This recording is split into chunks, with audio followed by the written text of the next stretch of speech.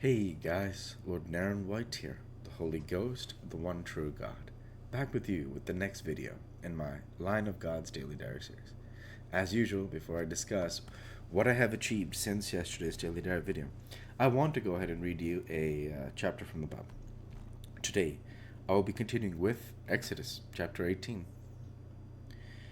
When Jethro, the priest of Midian, Moses' father in law, heard of all that God had done for Moses and for Israel his people, and that the Lord had brought Israel out of Egypt, then Jethro, Moses' father in law, took Zipporah, Moses' wife, after he had sent her back, and her 2 sons, of which the name of the one was Gershom. For he said, I have been an alien in a strange land. And the name of the other was Eliezer.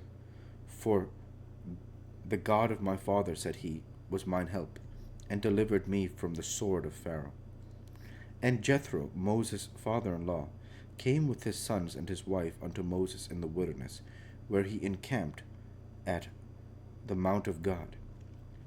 And he said unto Moses, I, thy father in law Jethro, am come unto thee, and thy wife and her 2 sons with her.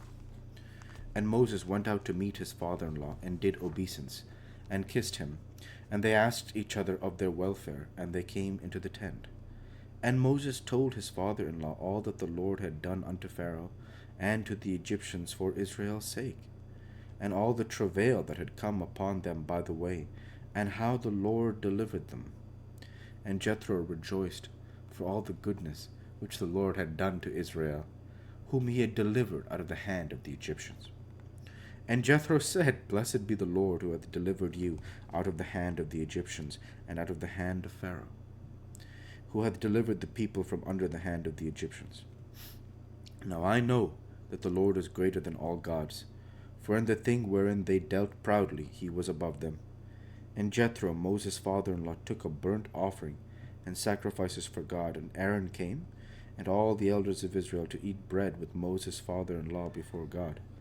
And it came to pass on the morrow that Moses sat to judge the people, and the people stood by Moses from the morning unto the evening. And when Moses' father-in-law saw all that he did to the people, he said, What is this thing that thou doest to the people?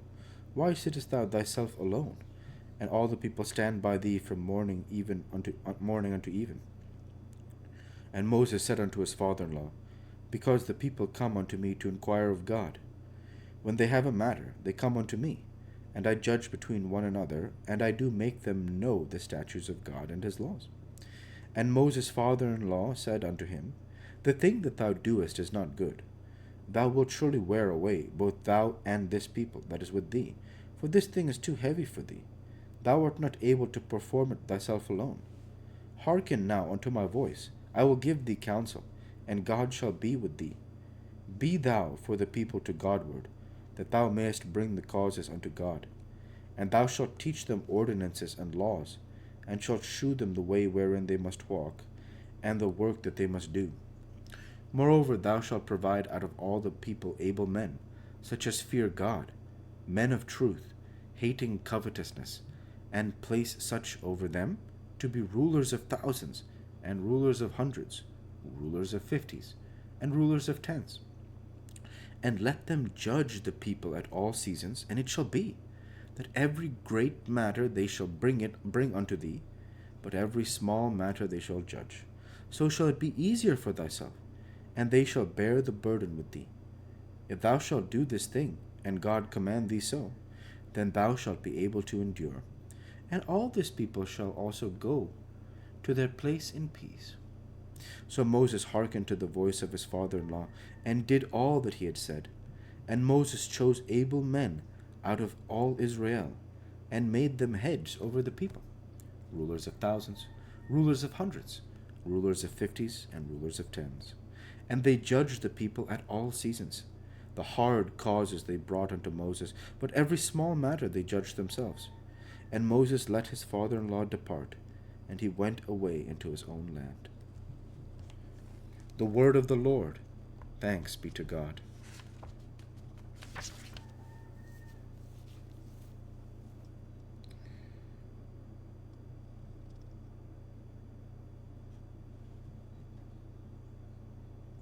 So this is a very beautiful verse.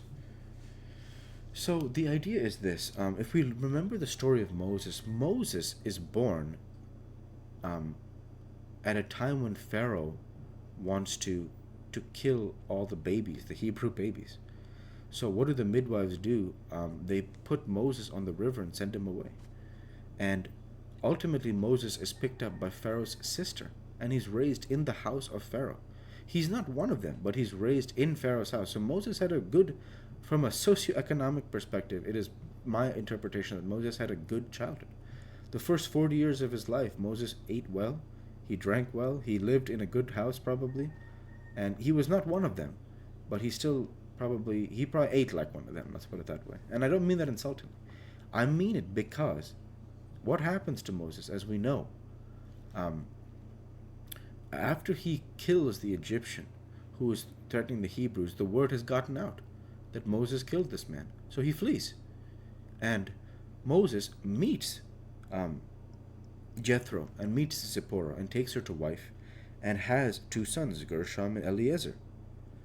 And after that, God calls Moses and tells him, "You are going to go now to Pharaoh. You and your brother are going to go on this mission to let my people go." So in that time, it is my understanding that Zipporah and Gershom and Eliezer are with Jethro. And so the verse comes here, and Exodus 18:5, and Jethro, Moses' father-in-law, came with his sons and his wife unto Moses in the wilderness, where he encamped at the mount of God. And he said unto Moses, I, thy father-in-law Jethro, am come unto thee, and thy wife and her two sons with her. So we know ultimately Jethro leaves the picture at the end because he says, and Moses let his father-in-law depart, and he went away into his own land. So what does Jethro do in this chapter other than return Moses' family to him? He establishes this idea, which is so powerful. Okay? He says, and Moses' father-in-law, because what's happening is all the people, the children of Israel, are all lining up and coming to Moses to handle every matter, because Moses is that intermediary between the people and God. He's a prophet. And so what is Moses' father-in-law said? You can imagine thousands of men lining up to try to see Moses every day. That's a lot for anyone. That's a lot. And it says here, and Moses' father-in-law said unto him, the thing that thou doest is not good. Thou wilt surely wear away. He's saying you're going to break down. It's too much. Both thou and this people that is with thee. For this thing is too heavy for thee. Thou art not able to perform it thyself alone. So he says it's too heavy for you. Okay? He says that, okay? And now, the idea is Jethro provides a solution for him. He says, get the able men who fear God, men who hate covetousness, and put them to be rulers over thousands, over hundreds, over fifties, over tens.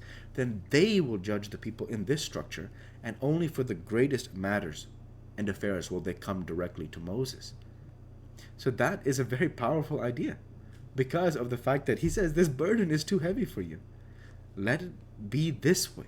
That way everybody will have a place leading in this structure. And this guidance Jethro gives Moses, and Moses enacts it. And then at the end of it, Jethro leaves. And Moses now is reunited with his family, and he has a new structure and place of leadership, where instead of one human being having to see thousands of people, which Jethro says you'll wear away. It's awful, right? Yeah, he's telling him in love, like, please don't, like this is just way too many like people for you to manage alone. He says, enact this structure where this will help you, so that you only have to deal with the highest level of affairs, and at the low, at the smaller numerical levels, the lesser numerical levels, these people will be able to help you. So it's a very beautiful chapter from that perspective, because we get a few things that come full circle, which include Moses' family returning, this conversation with Jethro, and now ultimately Moses having a new structure of leadership for the Israelites, which is going to be super good for them as they continue in the journey in the desert. So, that's where I will go ahead and end the Bible reading there for today, and transition over to what I have achieved since yesterday's Daily Dive video. Since yesterday's Daily Dive video, I worked my software engineering job, I worked at my core, and I trained jiu-jitsu. And with no further achievements since yesterday's Daily Dive video, I want to go ahead and say thank you for watching, and I hope you enjoyed. Please like, comment, and subscribe, as it greatly helps the channel. Light be with you all. Take care, and thanks again.